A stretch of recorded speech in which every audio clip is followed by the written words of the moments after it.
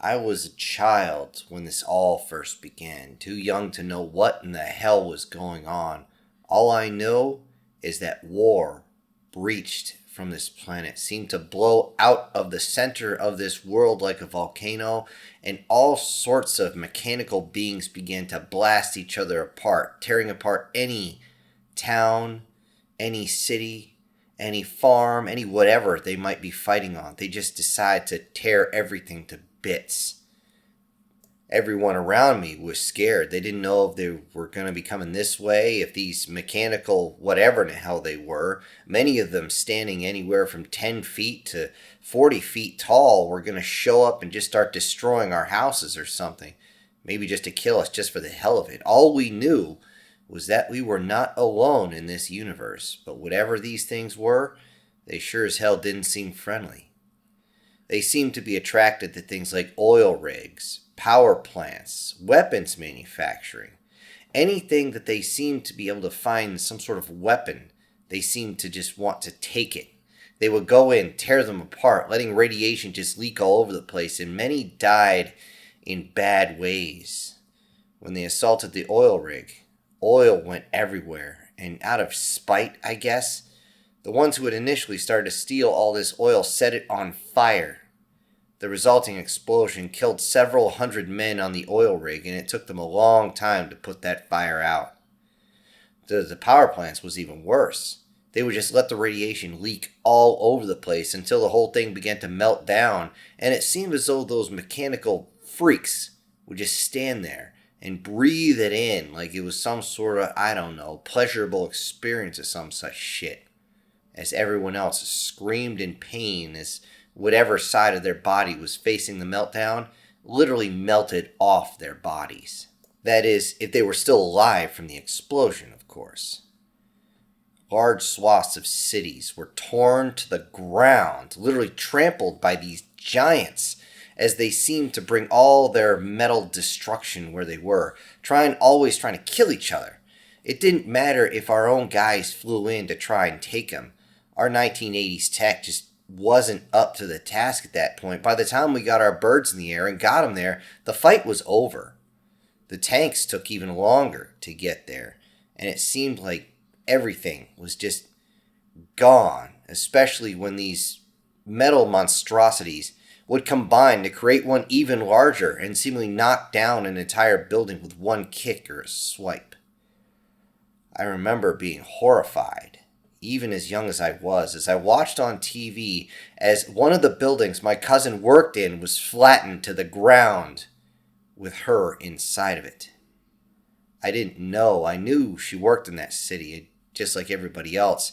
I was absolutely freaking out. I didn't know who was alive and who was dead at that point, and it was just horrific. I watched, as everyone else did, as the armies of the worlds ramped up production and recruitment, and they marched in mass to war. But again, the 1980s tech barely held a candle to what these creatures were slinging. We didn't know what the hell they were doing. All we knew is they moved fairly fast for their size, and they usually didn't miss. But there's one thing they don't have. They don't have the numbers, as well as whatever the hell is spinning around inside those metal craniums. They don't have the innovation either. What they didn't realize with the species, us, that controls this planet, and this is our planet. Nothing sparks the human creative and productive spirit like the desire to wipe something off this planet. We surprisingly did have allies. I found this out about a year after the whole war began, and it turned out that there was a smaller group of these robotic whatever in the hell they were. They were not part of the main force. They were much smaller, but they claimed that they didn't want to kill us all. If anything, they wanted to live in peace with us, given the situation and the fact that the larger group of these metal creeps were just basically waltzing into an area and saying, "Here's your ass." Well, we needed something. And working with them, we got a little bit of an edge, and we could finally make weapons and have tactics that could counter them. However, these things would change. These metal monstrosities would change into something you would see on the side of the road. whether it be a cab over rig, some sort of sedan, maybe even some feature car. It didn't matter. They were out there somewhere. And you really couldn't tell because they used a holographic technology that was well beyond what we knew at the time. And one could be right next to you on the road and you wouldn't know. So I'll tell you what, the paranoia at that point was so bad that you would actually have random acts of vandalism that were, in a way, trying to get these things to expose themselves.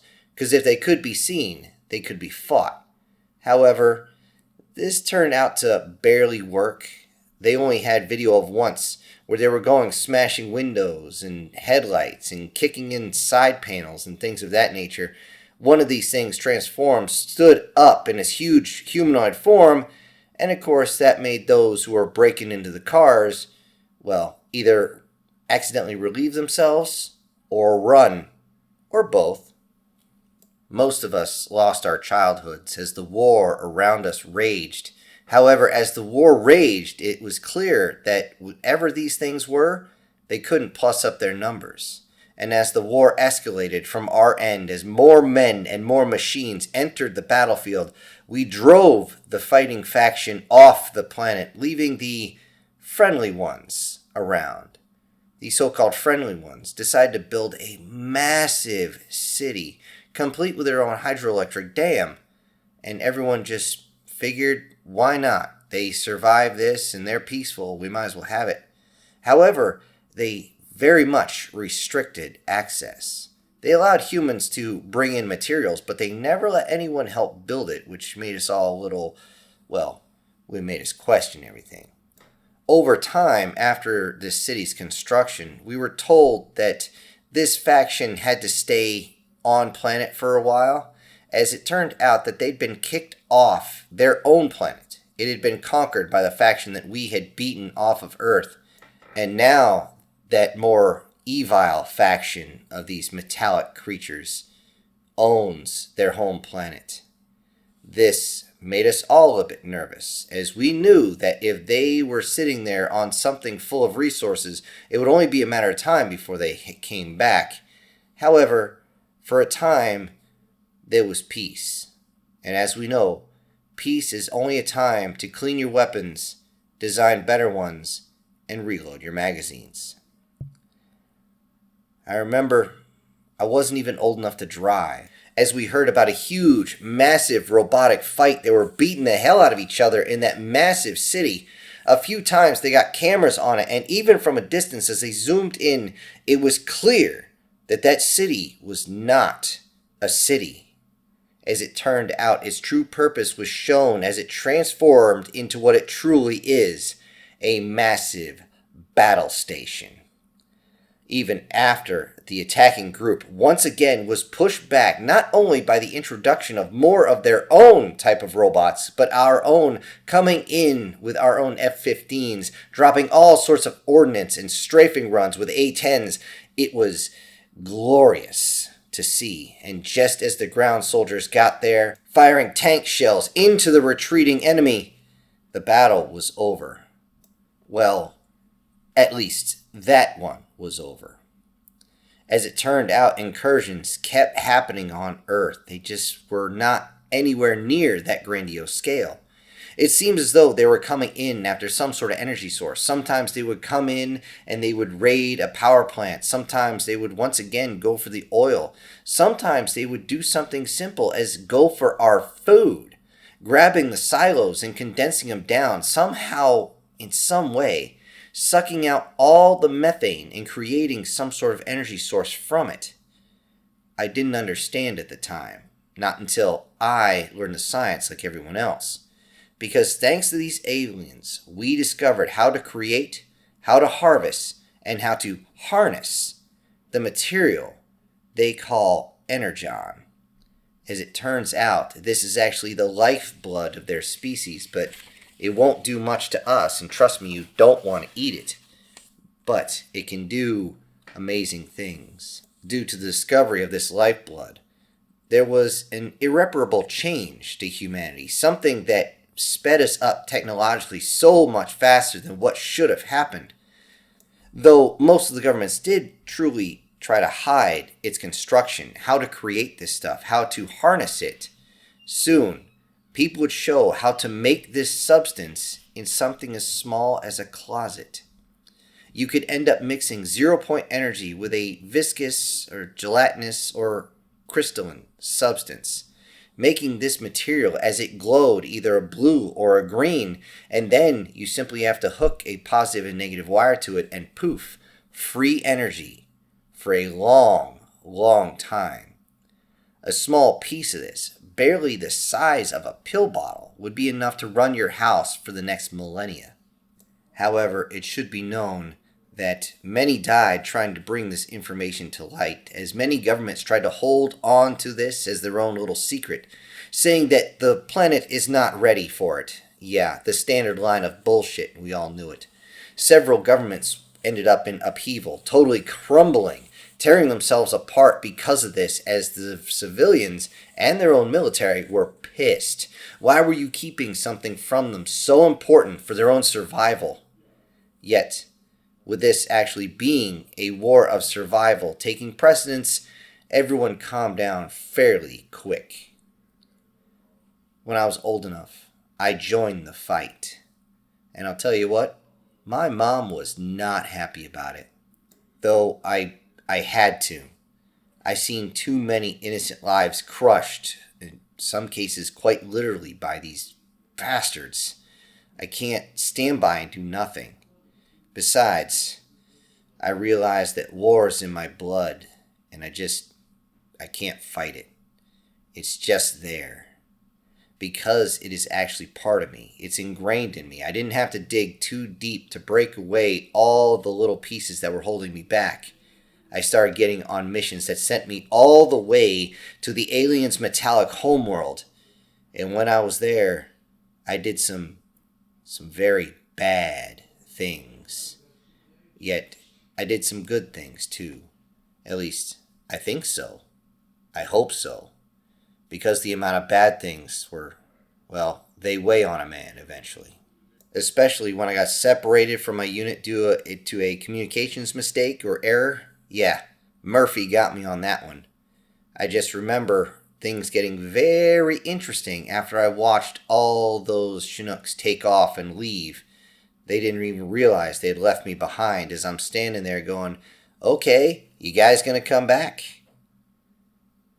For 7 months, 7 long months, I survived on that planet. A rat in the bowels of this metallic world.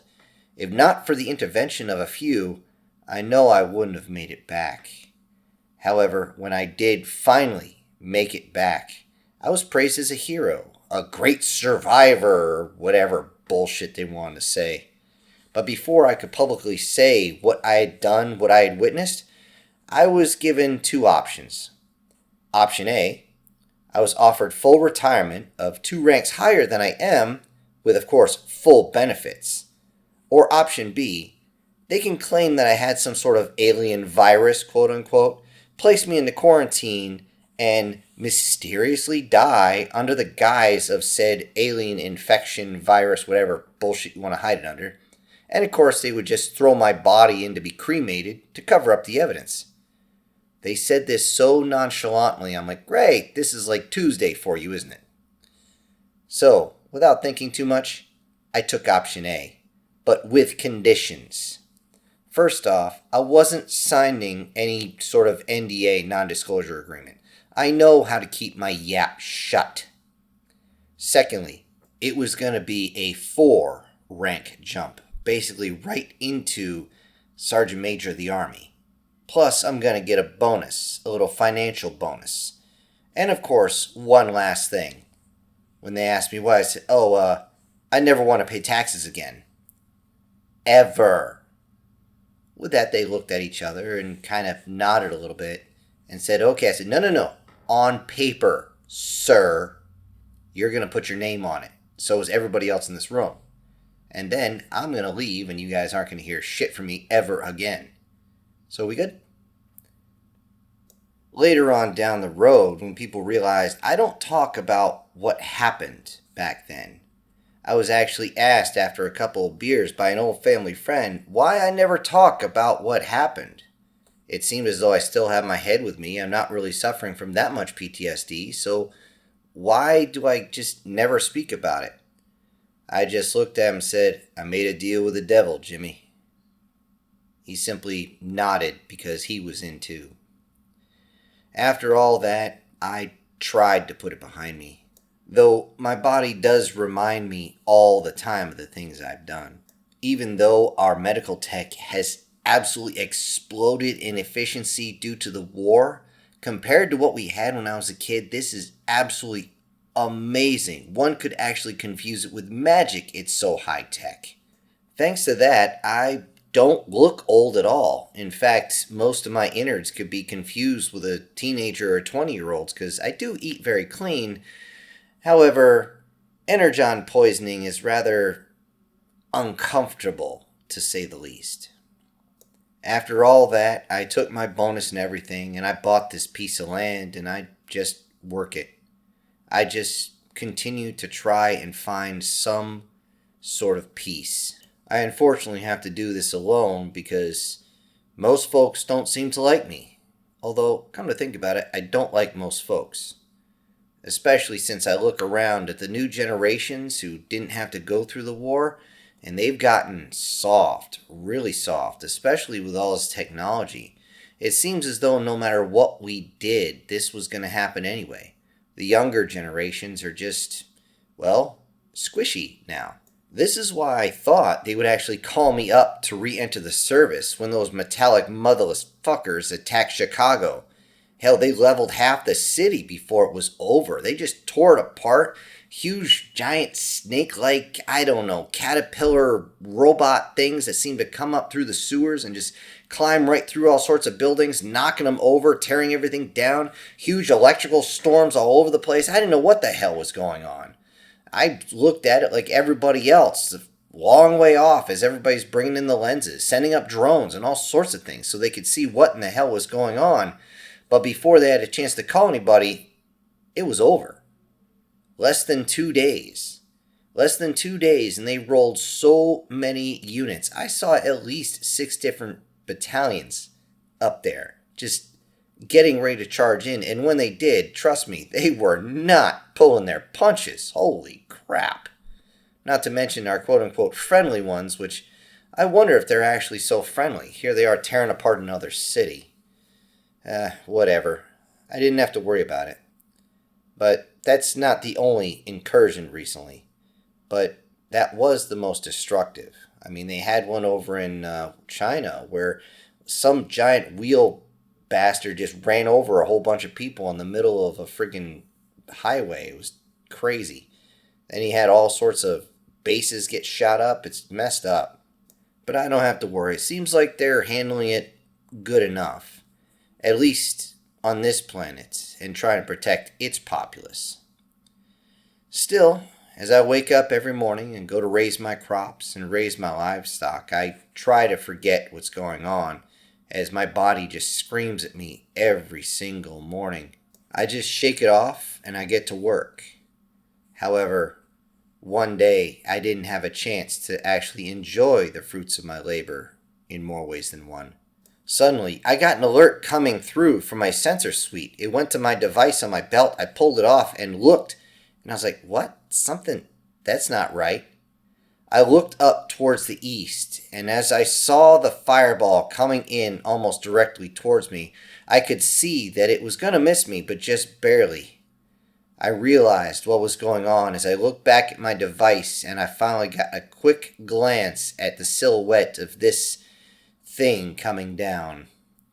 And all I could think of was, looks like my past is coming back for me. Hello everybody, this is Syntax. Thank you for joining me today on what I'm hoping is a continuing series, which was actually requested by one of you. Now, before I go, I need to send out some special thank yous to a few of my supporters, and those will be Prozac and Pancakes, Guardian Sage, SS Demon, Brian Kemp, MTF Guard, and Erica Gem. Thank you all so much for supporting the channel. Everybody else, I'll see you on the next one. This is Syntext, ejecting.